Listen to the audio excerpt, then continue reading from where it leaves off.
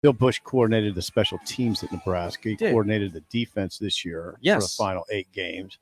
In those final 8 games, Nebraska ranked the equivalent of 25th nationally, giving up, I think it was 5.0 yards per play. Yeah. So he does understand the He knows complexities. he knows about defense a little bit and complexities. Yes, the complexities. We'll still stick with you on that, Sip. Yeah. You're the expert. He's just here to You know my background. I know your background. If we get any sort of Golden Glove question today, you got them. Anything comes up with boxing, you handle it.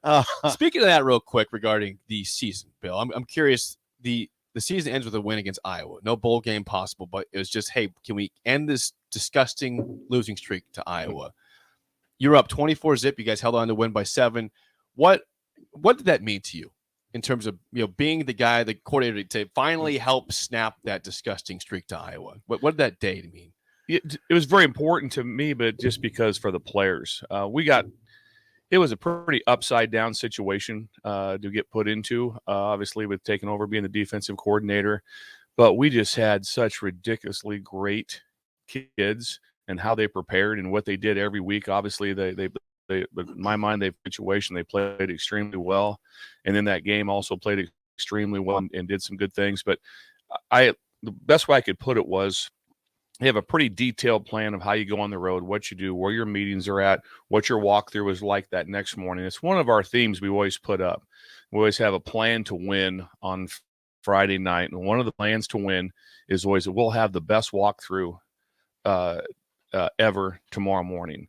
And every day they did that. And so we're getting ready to play in that game. I've told people several times that I've been lucky enough to be in some really cool walkthroughs, getting ready to play for a national championship game on a couple occasions and different things. And our walkthrough that morning before that game was just as good as what it would be as playing in national. That's how good those kids were, how focused they were, what was going on. Because we had a lot of they ran a lot of empty, which means they had no backs in the backfield. We had a lot of checks for it. That's what we got a sack fumble off of that look, and we had all kinds of different things kind of in for them, but they did very unique, and our kids just handled it extremely well. And so just how they handled preparation throughout the game, how they were on the sidelines, and every aspect was just outstanding. So I'm just Think about lucky that. how humble I am to be in that spot. Jacob, think about what you just said. I mean, the team's, what was the record? 3-8. 3-8 going in. 3-8 going in, yep. 2-6 in the league. You got nothing. You're not playing for much. I mean, you're always playing for something, but not playing for much. I was playing for everything. Playing for the division, yeah. Yeah. And your walkthrough, so what defines in your mind a good walkthrough? Why was that walk? Why do you remember that walkthrough? Well, there's a couple things that go on with it. First thing we'll do is kind of I use the term trash cans, and that is a line, this sign where we're stacked and we're going through all of our calls. Just boom, this, the different looks, different checks that have to happen, because you have to be able to, sometimes in defense, you just get them to play hard. That's great, but the offensive coordinators all make over $1 million. Yeah. They run really hard plays. Yeah. It's not very easy to stop them. So you have to get lined up to what's going on, situational football, with all those things. We have that. And then we have about a 14 or 16 play script that we have to get done. And at that time, there's no scout team. We're on the road. So during that walkthrough, we're servicing ourselves. Yeah. So now you got to try to get someone that's, that all of a sudden Nash is playing the right guard at times, or how we move them around, and we have all the plays on tablets, and so the kids can see the plays. Here's where that way, and then we'll be like, walk it, run it. And so most of the time it's usually your run fits. That's where you can get some things jacked up. But they would just handle everything like that. There was no talking. There was no extra noise. There was focus. They also knew it was going to be very crisp. I've done some of those walkthroughs before with certain coaches, and their theory is more is better, where we have to take a time out in the middle of the walkthrough for a break and then come back to it. And after a while, that just wears them down. So we had a very concise time frame with it. Where was it?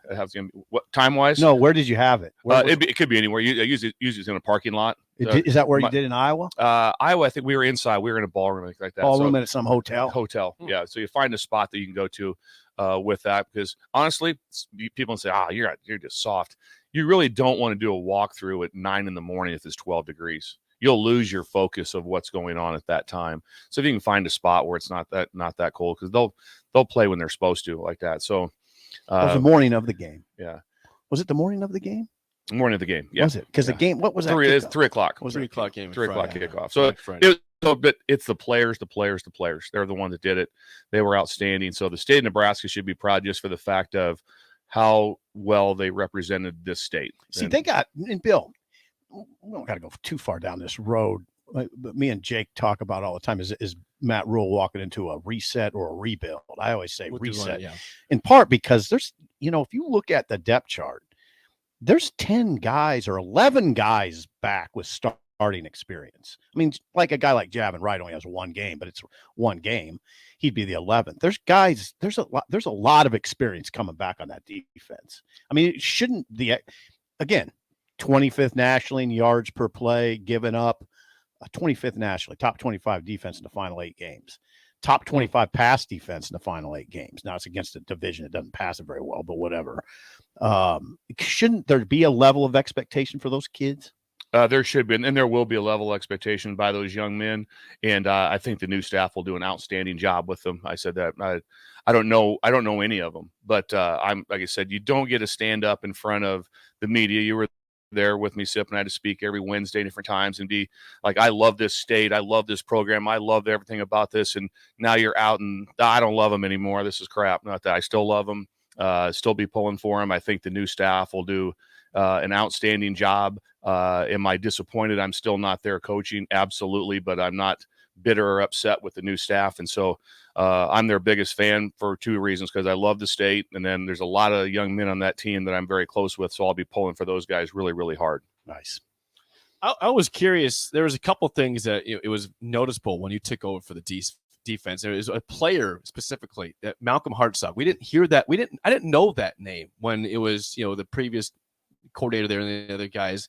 He's a freshman. And all of a sudden, he's playing against Rutgers in Indiana, and has a big play. Returns a block punt for a touchdown against Indiana, has a pick against Rutgers, against Purdue. Where did that come from, and what did you do in such a short period of time to make the defense go from disastrous to really acceptable? Well, there's a couple things with it. First, to address Malcolm is that he's just a playing Jesse. I mean, he just likes football. Nothing's too big for him. So I wanted to get him on the field right away. And Coach Fish agreed with me. I said, this guy, he's just hooked up right. And he is undersized, but he likes to play football.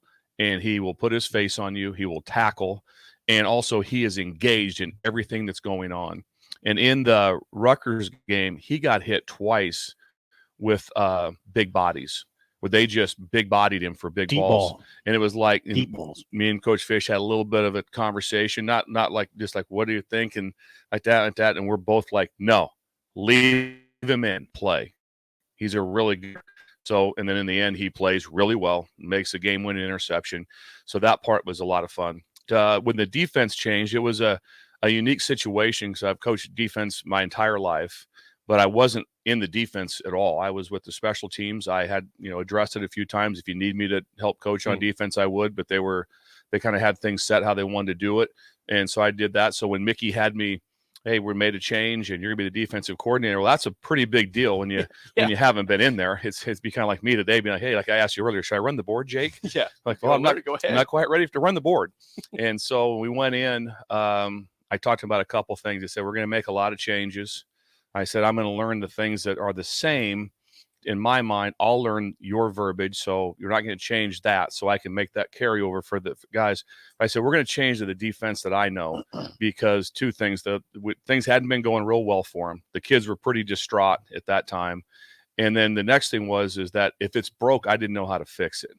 Somebody else's calls or defensive different things. So we changed everything. How'd you do that so quick? That's amazing. Just put in 4 or 5 calls, things that they've done before that kind of carried over. So we kept it, very simple. We kept growing as the season went along with that. But we went into the Indiana game. I think it helped us, because our plan to win against Indiana was they were the fastest running offense in the country. They were snapping the ball 8 to 9 seconds right. at. So it was. So I remember sitting down with the TV crew before that. They're like, I don't know what are you going to do with this, and they've been rolling pretty good, and especially moving the ball fast like that. They'd already beat Illinois.